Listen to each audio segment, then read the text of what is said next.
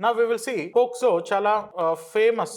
Recently November 2025 లో supreme court చాలా తీవ్రమైనటువంటి ఆందోళన వ్యక్తం చేసింది. Supreme court very seriously concerned about the misuse of this POCSO. ఎక్కువగా గ్రెడ్జెస్ తీసుకోవడం కోసం ఈ పోక్సో మిస్యూజ్ అన్నది ఎక్కువ అవుతుంది. సో కాబట్టి రోమియో జూలియట్ క్లాజ్ ఈ పదం దేన్ని సూచిస్తుంది, వాట్ ఇట్ ఇండికేట్స్ అంటే young lovers. So young age లో అడోలిసెంట్ ఏజ్ లో ఉన్నటువంటి అమ్మాయి అబ్బాయి లవ్ వ్యవహారము, రొమాంటిక్ వ్యవహారము, సెక్షువల్ రిలేషన్స్లో ఉంటే వాళ్ళను క్రిమినలైజ్ చేయడానికి పోక్సోలో వాళ్ళ పేరెంట్స్కి అగెన్స్ట్గా ఉందని, లేకపోతే వేరే క్యాస్ట్ వాళ్ళని ఇంకొకటి అని చెప్పి వాళ్ళను క్రిమినలైజ్ చేస్తున్నటువంటి సందర్భాలు మనకు అధికంగా కనిపిస్తున్నాయి.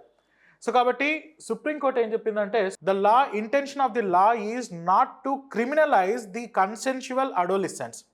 సో ఇద్దరికి సమ్మతమైనటువంటి అడోలిసెంట్స్ ఒక ఫిజికల్ రిలేషన్లో ఉండడాన్ని నేరపూరితమైనటువంటి రిలేషన్ అని చెప్పడం కోసం యాక్ట్ కాదు ఉన్నది. కాబట్టి దీని మిస్యూజ్ అన్నది ఇటీవల కాలంలో ఎక్కువ అవుతుంది. అందుకని దీనికి సంబంధించి జాగ్రత్తలు పాటించాలి అని సుప్రీంకోర్టు మెన్షన్ చేసింది. సో ఆ మిస్యూజెస్ ఎక్కడున్నాయి ఏంటన్న విషయం ఒకసారి మనం చూద్దాం. డీప్గా కేసులోకి వెళ్ళడానికి ముందు, it was very infamous and most of the times it has being misused. So act purpose చాలా మంచిది. So purpose of the act is to prevent any kind of sexual abuse of children.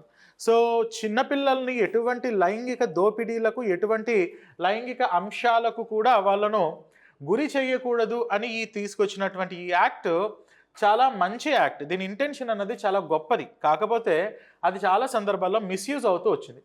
దీనిలో ఉండే ప్రావిజన్స్లో terms కొంచెం పంజెంట్గా ఉంటాయి, కొంచెం ఎక్స్ప్లిసిట్గా ఉంటాయి. Penis, vagina, anus, breast, insertion ఇలాంటి కొన్ని పదాలు వస్తూ ఉంటాయి. These words are self explanatory, మీరు అర్థం చేసుకోగలుగుతారు. సో యాక్ట్ 19th June 2012లో తీసుకొని వచ్చారు. And act came on 19th June and 14th November children's day నుండి ఇది ఇంప్లిమెంటేషన్లోకి తీసుకురావడం జరిగింది.